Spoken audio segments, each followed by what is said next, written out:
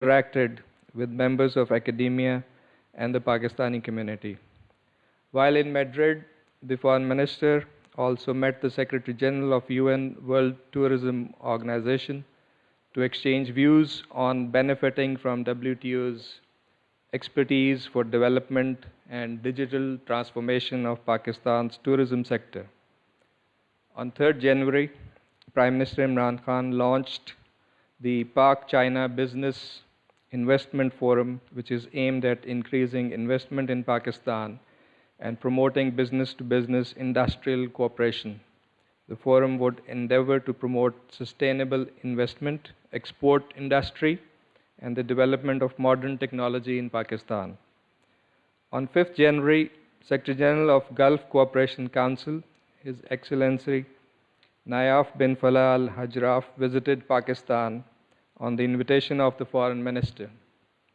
Besides delegation level talks with the Foreign Minister, the Secretary General met with the Minister for Finance and Revenue and Prime Minister's Advisor for Commerce and Investment. The visit provided an opportunity to review Pak GCC relations and foster enhanced collaboration in diverse fields with a renewed focus on trade and economic cooperation between Pakistan and the GCC countries. A strong business delegation led by the chairman of Oman Chamber of Commerce and Industries also visited Pakistan. The delegation called on the President, the Prime Minister, Foreign Minister, and other dignitaries. The visit imparted further impetus to bilateral economic relationship.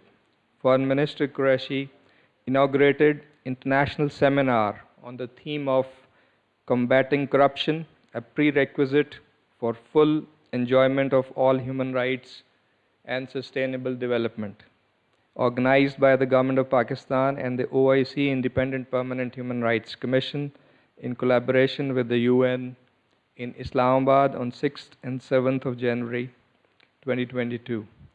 The international seminar was attended by more than 200 international and national stakeholders.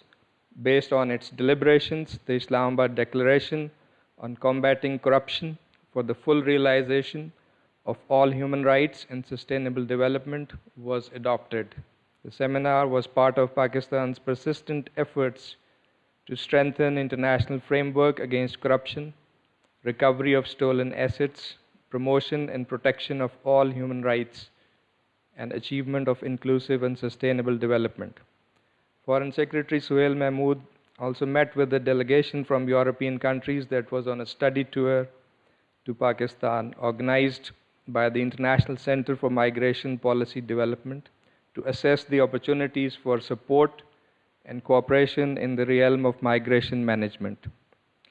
A 25-member delegation of the Armed Forces Command and Staff College of the Kingdom of Saudi Arabia also visited the Ministry of Foreign Affairs on 10th of January. The delegation was briefed on key aspects of Pakistan's foreign policy, including our commitment to forge deeper cooperation with Saudi Arabia. Dr. Sania Nishtar, Special Assistant to the Prime Minister on Poverty Alleviation and Social Protection, and the Foreign Secretary, briefed the heads of diplomatic missions in Islamabad on 10th January on the declaration on establishing a global social protection knowledge platform. The declaration is being steered by Pakistan in New York in collaboration with a group of friends on social protection. The Foreign Secretary also had a virtual meeting with Pakistan's ambassadors and consuls general and heads of camp offices in provincial capitals to review matters pertaining to the Prime Minister's Performance Delivery Unit, with a view to further enhancing efficiency and effectiveness of public service delivery and resolution of complaints. Gentlemen, on 5th January, the Kashmiris' Right to Self-Determination Day was observed. On this day, in 1949, the United Nations Commission for India and Pakistan, in its resolution, guaranteed the Kashmiri people their right to self-determination through a free and impartial plebiscite to be held under the auspices of the United Nations. In their messages marking the day, the President, the Prime Minister and the Foreign Minister highlighted the grave human rights violations in Indian illegally occupied Jammu and Kashmir and urged the international community to ensure accountability for these crimes against humanity and to play their role in resolving the Jammu and Kashmir dispute in accordance with the UNSC resolutions and the wishes of the Kashmiri people. Pakistan reaffirmed its steadfast support for the Kashmiris till the realization of their inalienable right to self-determination. It is reprehensible that Indian occupation forces are continuing with their killing spree in Indian illegally occupied Jammu and Kashmir. Since the start of this year, at least 15 Kashmiris have fallen victim to extrajudicial killings in fake encounters and so-called cordon and search operations. At least 210 Kashmiris were martyred in 2021. India is also shamelessly targeting journalists and human rights defenders, as you are well aware. We are also concerned and we are continuing to alert the international community about India's track record and its efforts and the possibility, the real possibility that India might stage another false flag operation to complicate the situation. So we continue to alert our friends in the international community about this prospect.